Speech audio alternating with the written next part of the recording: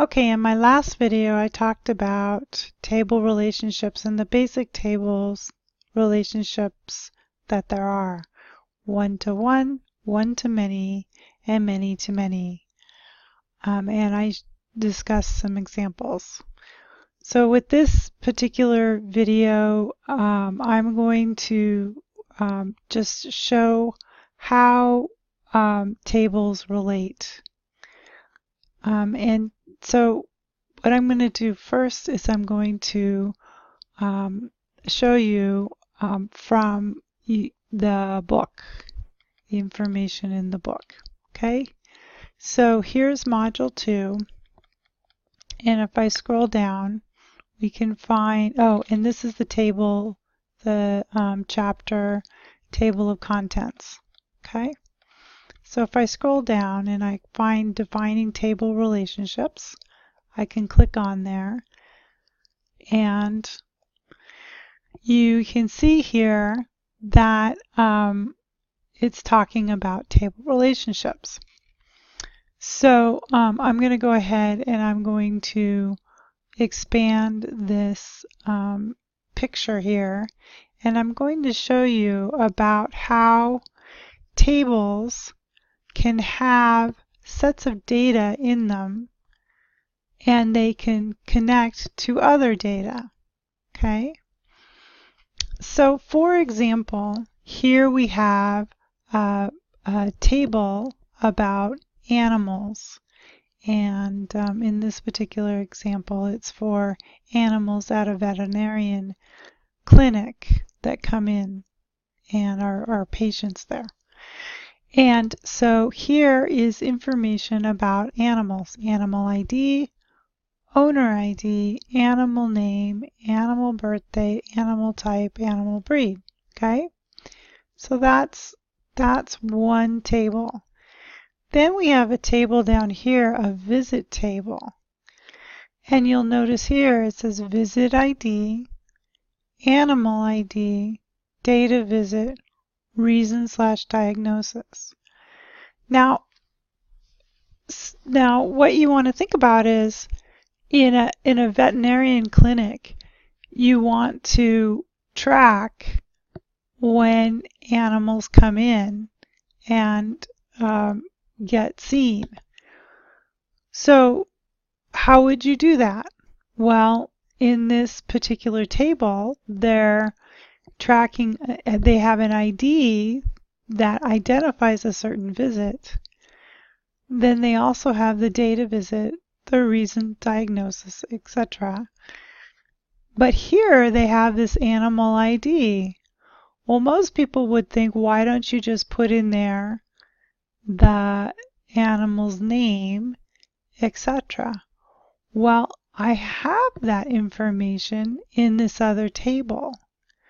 And so what I do is, instead of putting in all that information in here about the animal every single time, we just put in a field here that identifies the animal, and then that links back to the animal ID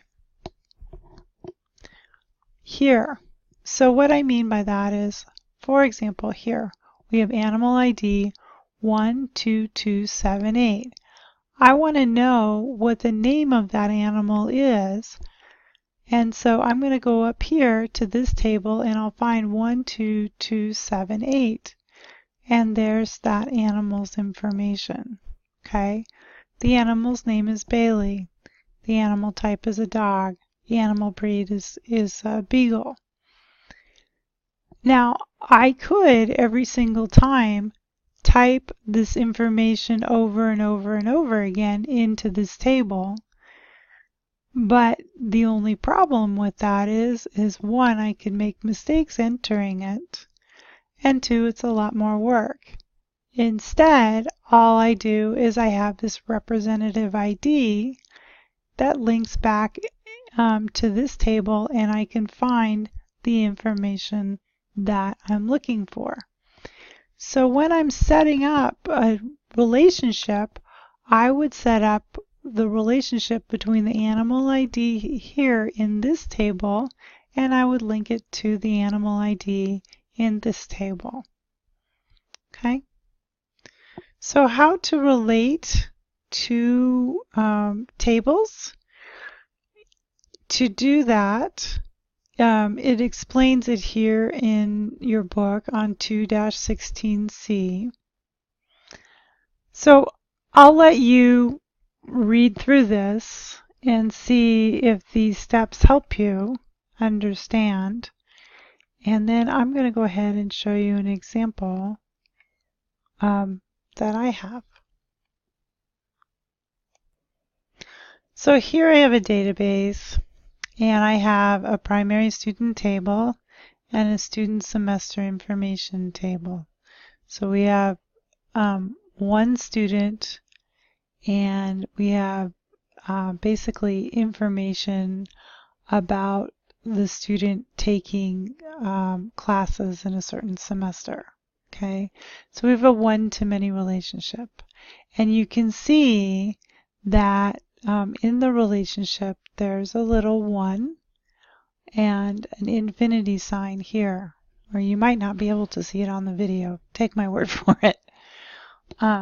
We have a one-to-many relationship. Okay, so I'm going to show you how to build that relationship. Okay, so I'm going to first delete this relationship that's existing, and I'll say yes, I want to delete it. Okay, and now I'm going to show you how you would create that relationship. So I'm going to take, this is the parent, so I'm going to drag from the parent to the child. Okay, and then I can click on create. Now one thing you'll notice is there's a line here, but there's no little 1 and no little many. If you don't have a 1 and an infinity sign, then that means that there is no referential integrity turned on. If you want referential integrity turned on, then you have to double click here, click on Enforce Referential Integrity, and actually I recommend that you also click on Cascade Update Related Fields. And I will get into more detail about Enforce Referential Integrity and Cascade Update Related Fields in another video. Okay, and so anyway, so you can click on OK. And there you have set up a relationship between a parent and a child table. Okay? So just to review, we can take from a primary table and link it to a secondary or child table.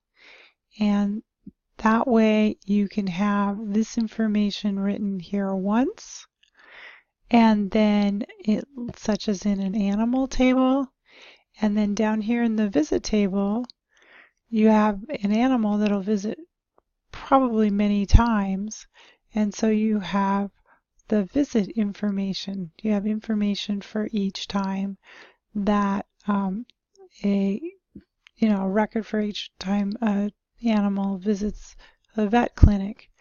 And so you enter just the animal ID here, and if you want to know what animal, what the name of the animal is, or what their birthday is, or anything like that, you would look at the animal ID and go back over here, and then you can get that information.